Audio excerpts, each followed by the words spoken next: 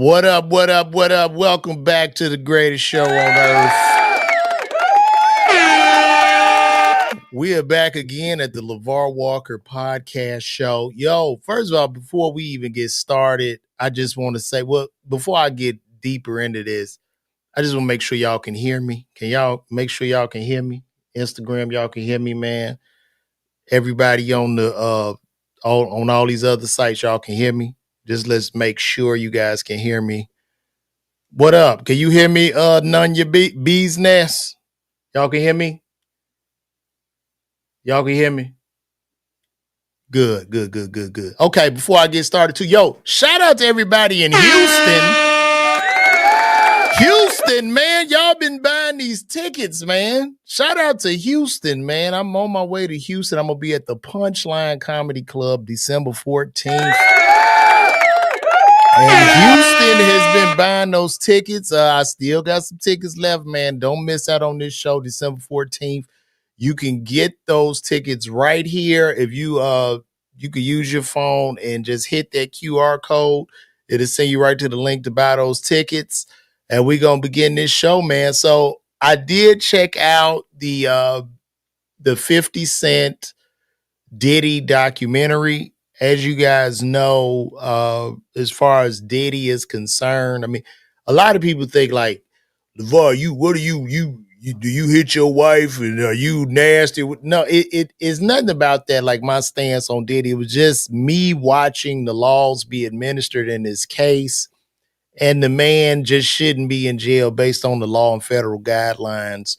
He should not be in jail or doing the 5 years for a man law violation. That was my only stance. Now, as far as this Diddy documentary is concerned, I watched it. As y'all know, it's produced by 50 Cent, which was a little like, damn, I mean, you want to kick a man while he's down and shit. I mean, it's kind of nasty.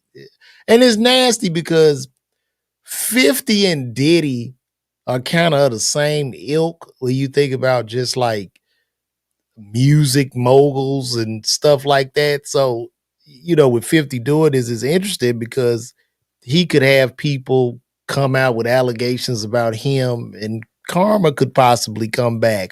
Who knows?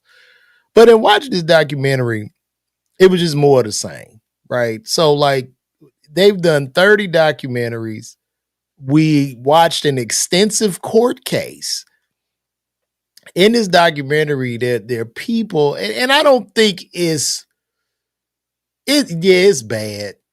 It's bad. I was trying to maybe think it was somewhat balanced. It's balanced in the sense because I'm surprised he didn't put Big Gene Deal ass on there. I was expecting to see Big Gene Deal. He didn't have him. And if you've seen the documentary, if you haven't seen, there's gonna be a lot of spoiler alerts in this. So the documentary, it starts out, it shows this young man who he lost his father at a very early age. His mama worked 3-4 jobs. She was hustling, probably knew some street dudes, whatever. She was getting, Mama Combs was getting money, kept him fly. Mama Combs had parties. You know what I mean? A lot of people be at the party. She was just fly. She was fly in New York, fly on that Harlem shit, whatever. And you watch Diddy being super ambitious grow into a mogul, right? He busted his ass. You see in a documentary where he was washing Andre Harrell's car, going to get him coffee, putting Armor All on tight, doing whatever the hell he had to do. Also being so young, he had a vision to help artists, to help break the artists, not to say he put the talent in them, but to help break the artists. And, growing up, Jodeci was fond of me, I didn't say fine, I mean fond. I was fond of Jodeci, Biggie Smalls, he wrote a lot of hip hop in regards to this. And it's basically just a man who came into a lot of power, a lot of money, and began to abuse people. Now, the part where I lack empathy for these people is because I'm an entertainer myself. If this is your first time seeing me, I'm a comedian. You know what I mean? So, and in comedy and behind the scenes, there are a lot of people that are willing to do whatever to get on. There are a lot of people that lack integrity. There are a lot of people that lack morals. There are a lot of people in this business that will shove their heads deep in a celebrity's ass and take pictures with celebrities and do all this shit and run around and chase up after the celebrity.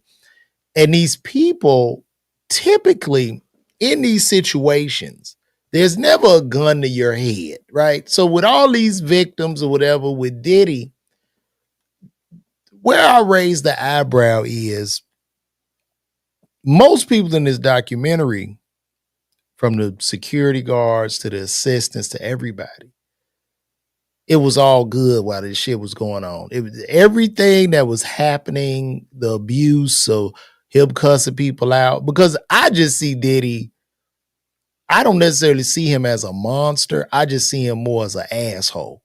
And I'm the type of dude that's like, you not about to shit on me. You not going to disrespect me. I'm just going to leave. I'm not going to sit up here and be humiliated because these people, they were accepting this treatment. Why? Because nigga, you wanted a check. You wanted to be on that private jet. You wanted access. So you took the check. You turned a blind eye. Whatever you saw him doing, you turned a blind eye. And and this whole thing, now I'm not saying he's a nice guy. He's an asshole. The guy just a mean, shrewd, asshole businessman that's very, very ambitious, right? Those contracts from Bad Boy, he ain't done shit them white boys don't do. As far as exploiting artists. Artists have been exploited since the beginning of time. This is just what happens. Most don't want to read you don't want to read your contract. You don't want to look at the numbers. Your ass just want to be famous. And then when you 50 and you look back and all your shit is gone, you don't have no money and all your resources are exhausted, you're mad. This is what happens over and over again in entertainment. You've watched Unsung, you've watched all these certain shows. So these are a bunch of grown-ass people who will complain, who could have left at any time. Because at the end of the day, the fact of the matter is, the man was not holding these people hostage. He wasn't holding them hostage. There were no children involved in these situations. Where I really raised the eyebrow, if you watch this documentary, what I really raised the eyebrow, if you watched Aubrey O'Day, I watched Aubrey O'Day in this documentary. And she said she received a letter from somebody who said they walked in on Aubrey O'Day where Diddy was penetrating her and there was another light-skinned man, you know, in her mouth or whatever. And in the letter, the person said she looked inebriated. Aubrey O'Day said, well, I never drank. I never took a pill. I never did nothing. And she goes, did this happen to me? Now, when I think about this, I'm like, what? So you could go up to literally anybody. You can look at anybody and say, hey, I saw you. You don't remember? You was in the room and you was being assaulted by Diddy. It just, you know, certain things just doesn't make sense. They had one lady in the beginning who said that he was going around with a tape showing them having sex or whatever. And what I even find ironic is, with everything in this documentary, what is it showing us that we haven't even seen in the courtroom? Like, you don't think the federal government dug deep in the dirt, raked every morsel of coal across the fire, just dug so deep looking for anything? So this lady who said she was assaulted, say he playing it on tape around places. What? So basically she's saying He assaulted her, and he was going to parties playing it on the projectors. And nobody in this party, he at the top. So you tell me no haters got that tape to turn it in, to snitch on it. Like, it just, a lot of it doesn't make sense. Like I say, is he a nasty dude? Yes. Is he an asshole? Yes. But I have to raise my eyebrow. And I also have to call out these people. When you go in this business and you selling your fucking integrity and your asshole, and it don't work out for you, then goddamn it, that's what it is. That's how it goes. Because I can look at y'all right now and tell y'all this. Being in this business, most of those alleged victims in that documentary wouldn't have spoke to your ass in 2001 and 2. They would have been like, you're not getting into the party. That is what would have happened. And that's fact. Because I was in Atlanta in 02, 03. I was up at Justin's. And as a matter of fact, in my house now, Kim Porter used to be across the street at her homegirl house. Shout out to Ebony Electric. I used to see the kids running up and down the block. Now, like I say, is he a nasty dude? Yes. But was he holding these people against their will? No. How many times did he look at somebody and say, yo, you can leave, playboy? Just leave. I would have left. But you know what happens? They don't want to work no regular job like y'all ass. They don't want to work no regular job like us. They want that high life. So it's like, what are we talking about here? What are we talking about? And I mean, it's just, and then you go deep in the documentary, they're literally trying to pin, they trying to put the death of Tupac on the man. Now, look, I don't know, you know what I mean? It looks interesting, but he got a lot of powers against him because they really trying to nail his coffin shut. And it looks like, is it a possibility if he gets out, like they are going to like bring him into questioning for the deletion of Tupac? It's insane. I guess this will just be a whole train wreck where they could eventually give him life for Tupac and just use Keefe D or something. It's insane. They clearly want to break the man. And then I'm guessing 50 Cent is pissed off in regards to his baby moms. And I do think, like, if your baby mom's, was a victim in this and she's the Jane Doe, and this is the mother of your son, not to say that I don't know how much he cares about the boy because he don't care about the other boy, but if that's the mother of your son, wouldn't that be a little bit of bias in there? Right? Man, like I say, he a nasty dude. He, in the thing, it showed how Diddy wants your woman. You know what I mean? This is what they do in the industry. They all want each other's woman. That's why you see them with the same woman over and over again. They all date the same person. The people in the business it's just a pool. It'd be like 10 women. They all want them. I know he with Pac girl, Sarah Chapman. He took Al B. Sure old lady. Well, he didn't even take Al B. Sure old lady. It seemed like Kim was there, had the baby. Al B. Sure, the first light skinned dude. He on the bras, he on the hoes. And he running around, and old Diddy, who the intern, got with her and then surpassed him. So it's just a lot, man. It's a lot. You know what I mean? Is the man on drugs? Yes. When I looked at the documentary, what was even more interesting, his eyes. Did you look at his eye? His eyes were black. Diddy's eyes look like two marbles. I don't know if they did some color grading in that or what, but his eyes look so dark. It looked like his soul had literally left him. But this to me is just like, in the entertainment business,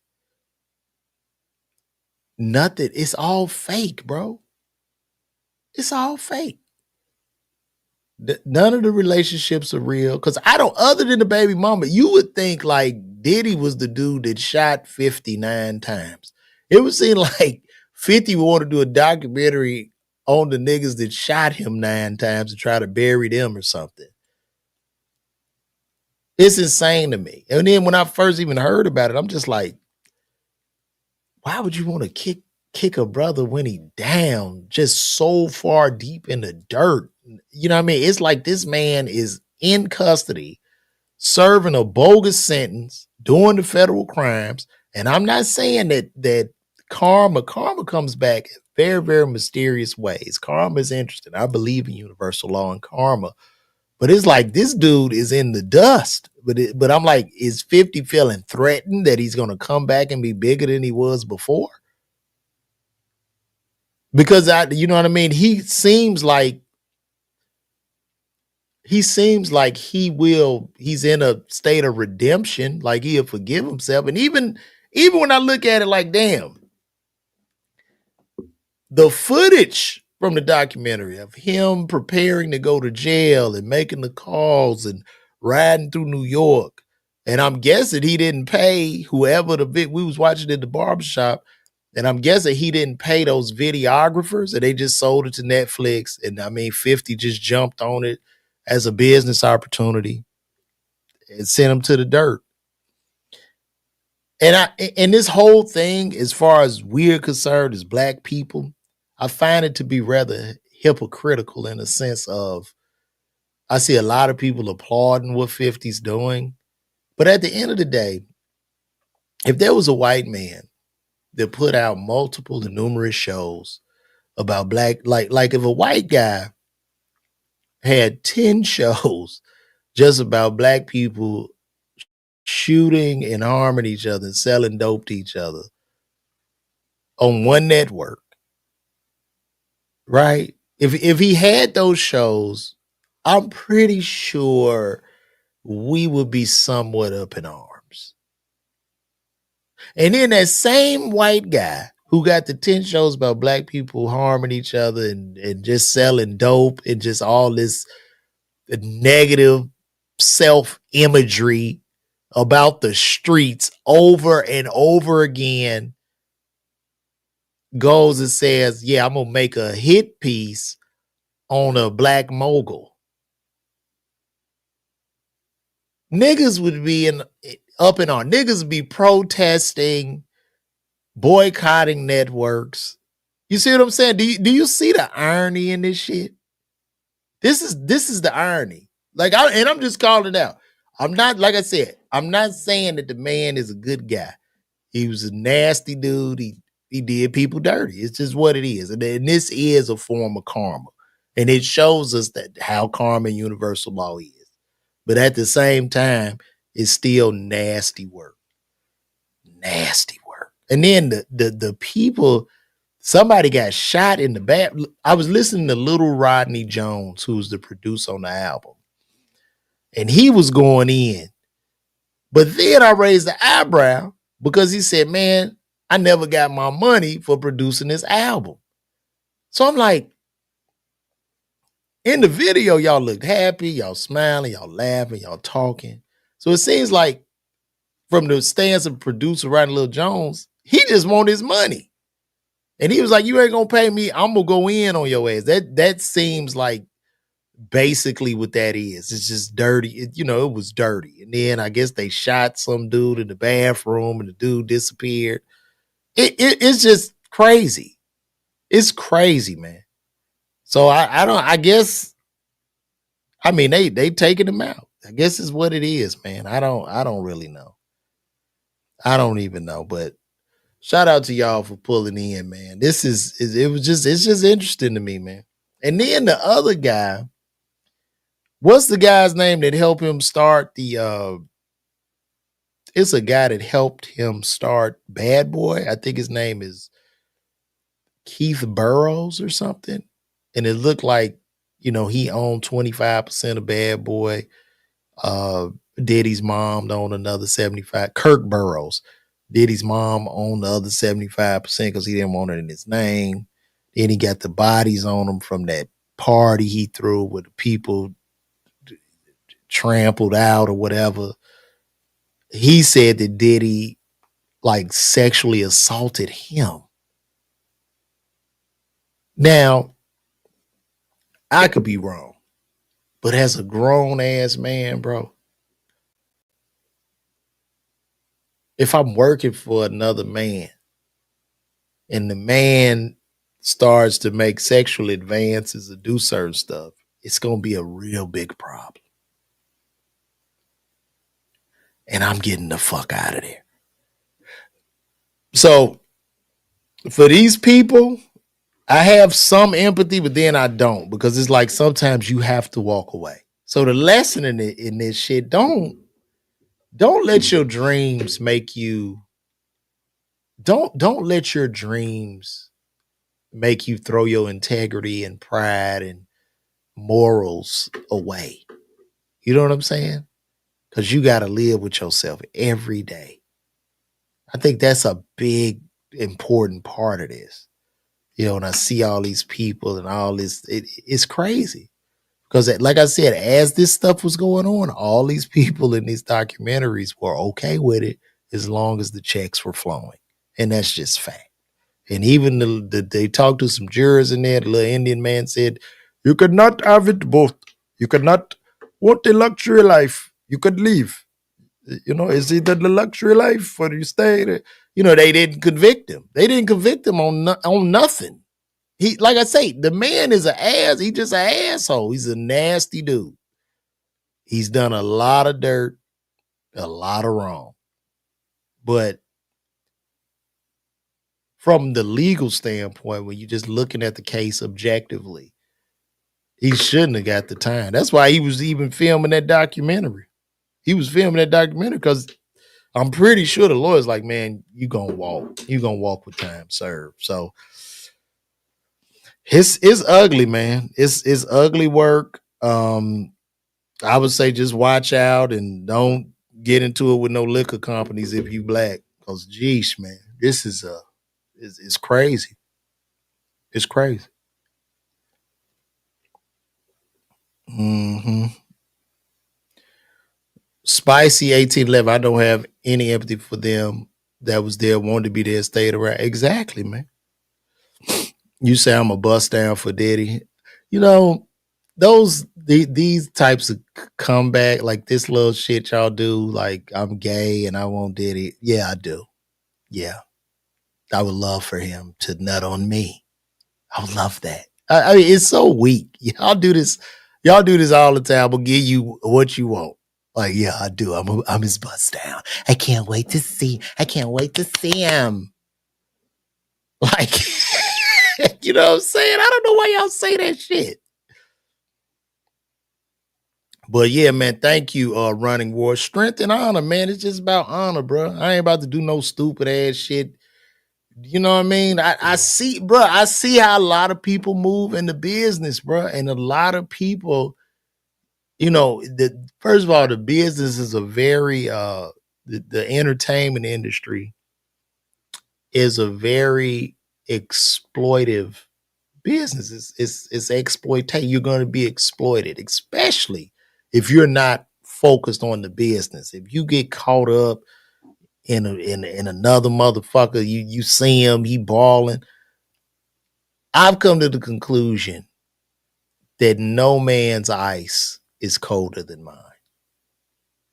I don't care about how much money that motherfucker got or how much more famous he is than me. His ice is not colder than thine ice because none of that shit he got can help me feed my family. That's just how I look at it. You know what I'm saying? So, and that's why these grown ass people, it's just very difficult for me to have, you know, a high amount of empathy. I'm sure we could do, because look, if I do a documentary on everybody here that's watching, if I do a documentary on, and I only use people that you fell out with, think about that shit. If I just get a bunch of people you fell out with, people that don't like you, people that you might owe money to, or just people that just don't like your ass, what are these people gonna say? Are the people not going to embellish? Right? And it's like, this documentary is putting this nigga back on trial again after being convicted. He's gone through hell and back, been convicted, and they retried him. This is like the 4th or 5th documentary. And it's done by another brother, by his own kind. His own kind. Sold him off. And the white boys go get paid off this shit. But y'all don't, like, I don't know if y'all don't see that. That's really the biggest picture, but like, what the fuck, man? And if Diddy take care of 50 baby mama, he paying her rent, it seemed like 50 would be happy because I guess 50 ain't want to give her ass no money. So it seemed like you'd be happy. Your baby mama put up, you know what I mean? Got a $10,000 a month crib. Like, I would guess, but I guess not. You know what I mean? So it's just weird, bro. It's just weird. I see you coming you just got tickets. What can you, man, y'all going to expect the truth. You're going to expect funny. You're going to expect real jokes. And I'm going to tell y'all this before any of you, because I appreciate you. Thank you. Number one, thank you for getting those tickets, bro. But 2, go check me out on YouTube, because you're on YouTube. So look at some of them sets. I do real stand-up, real comedy, and you'll enjoy it. I'm gonna give it to you. I'm gonna kick me some ass. All right. So I appreciate you getting those tickets, man. Appreciate you. Shout out to Flight Dreams. Appreciate you, bro. I'm glad you enjoying the stand-ups, man. I appreciate that.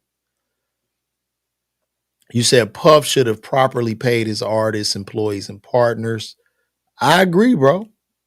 I agree, but in the entertainment business, and this is anybody, maybe there are some aspiring entertainers or people that are in the business. I'm going to tell you this.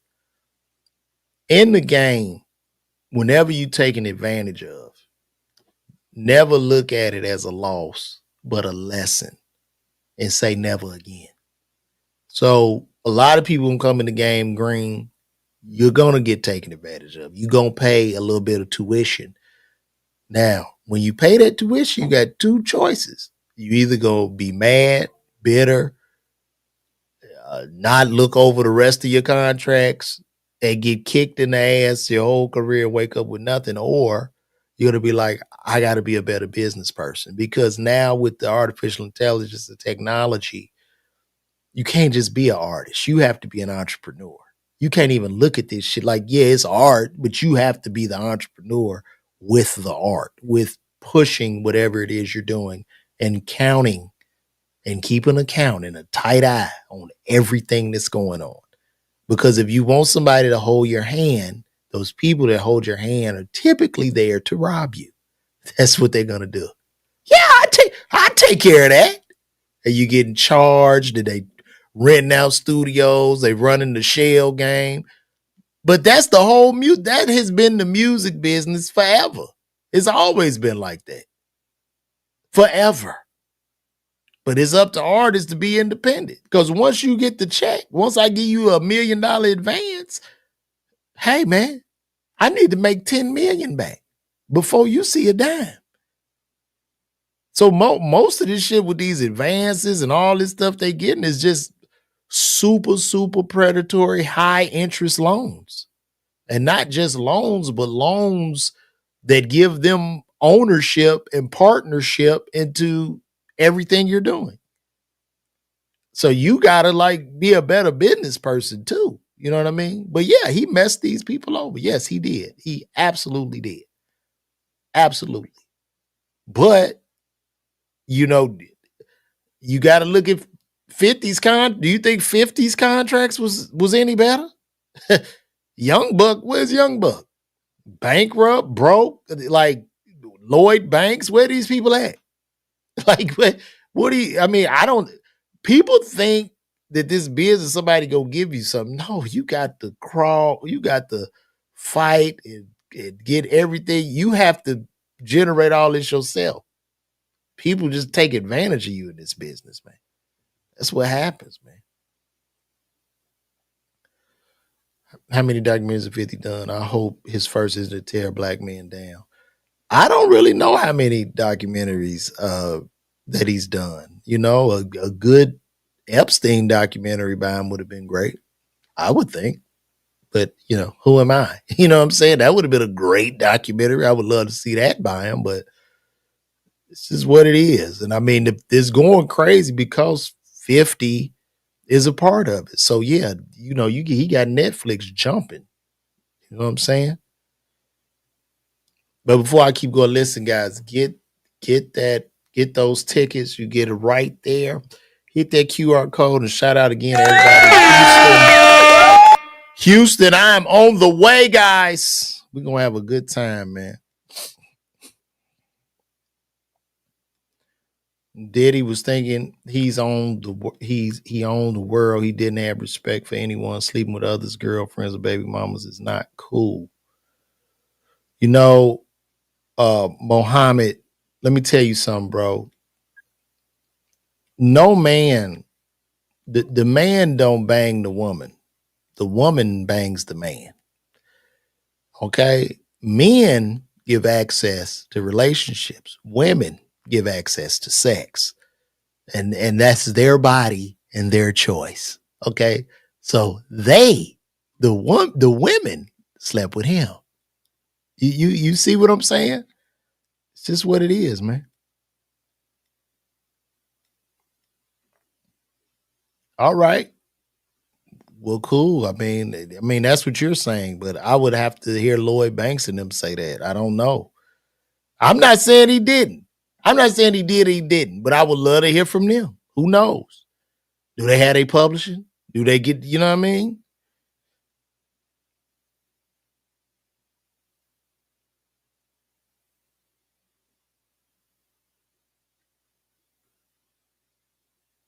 You say, where were the complaints when Diddy was doing his artist bad on his shows? Nowhere, because that money was rolling in. He on top of the world, and everybody, you know, bad boy offices was popping.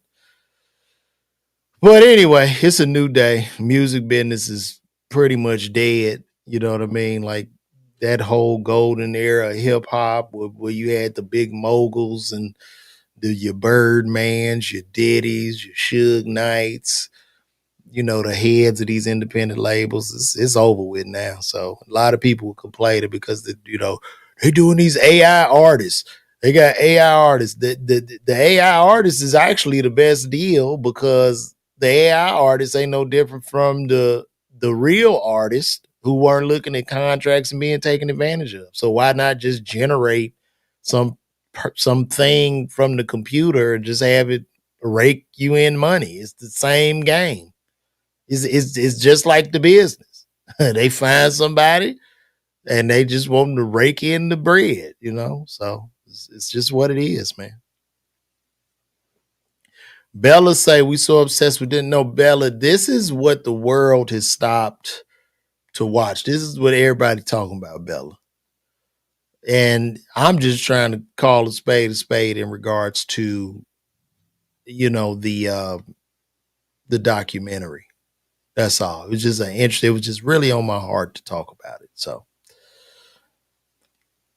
but guys, I'm gonna get out of here.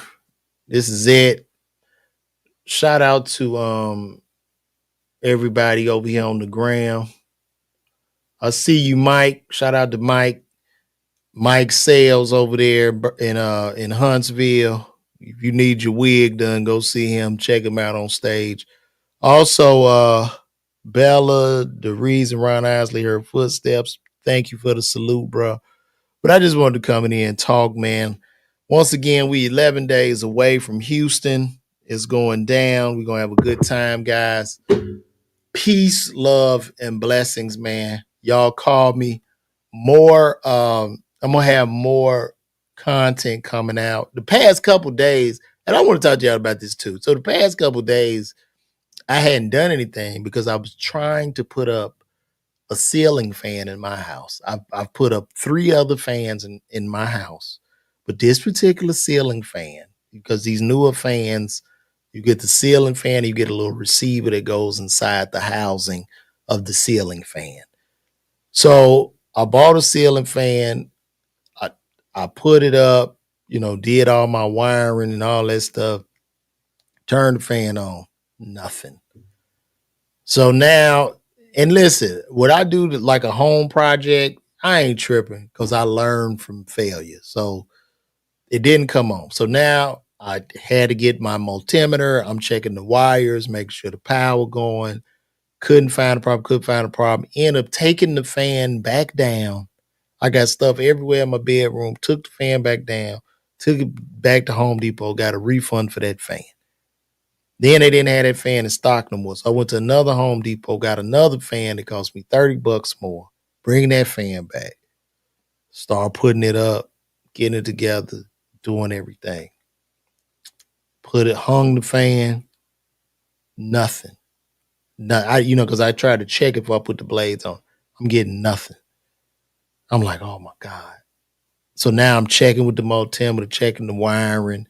Went up in my attic thinking it's a GFCI switch for a ceiling fan. Learned that GFCI switches won't be on ceiling fans, whatever.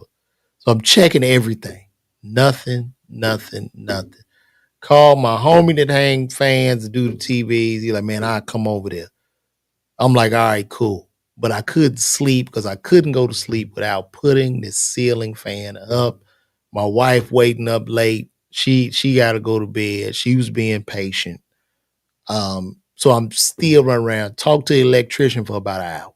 Electrician telling me all kind of shit I ain't never heard of before. Telling me to check this, check that. I'm back and forth to Lowe's, getting different wire connectors. I did all of this shit only to find out. No, the light switch, everything was on. Where I messed up at was with the receiver. And I'm gonna tell y'all this: if you're putting up a ceiling fan, you have to pay attention to the wiring schematics. Because I just opened the box up, had the receiver. The receiver had two. It had a black and a white wire coming out of one side, and on the other side, it had a black, a white, and a blue wire coming out. So I just hooked randomly the white wire, the white wire, and I crisscrossed it. It wasn't done with the schematics. So I sat down, followed the schematics, fan came on, boom, I'm back popping. So I figured it out. I felt very proud of myself. However, I drank so many Celsius drinks and so much caffeine that I had a crash and I didn't want to do shit. But I made it and I'm here with you guys. So listen, man, shout out to y'all. Love you guys, man. Check me out, Houston. I'm gonna be there December the 14th. Tickets are moving. Y'all come out. We're gonna have a good time in H-Town. And I'm gonna see y'all tomorrow because I'm gonna come back. I might just come back and try to double up, do one tonight, put out some content, put out some more videos. But I appreciate y'all, man. Nothing but love, man. If you got a dream, dream big, but do it yourself. Be independent, have integrity. Don't let nobody don't sacrifice your soul. Don't do it. Don't be one of them victims. All right? Do it yourself. Put your hand in the soil and know if you saw another human do it, you can do that shit too. That's the most important message. And take the harder route because the harder route has the biggest fucking reward at the end.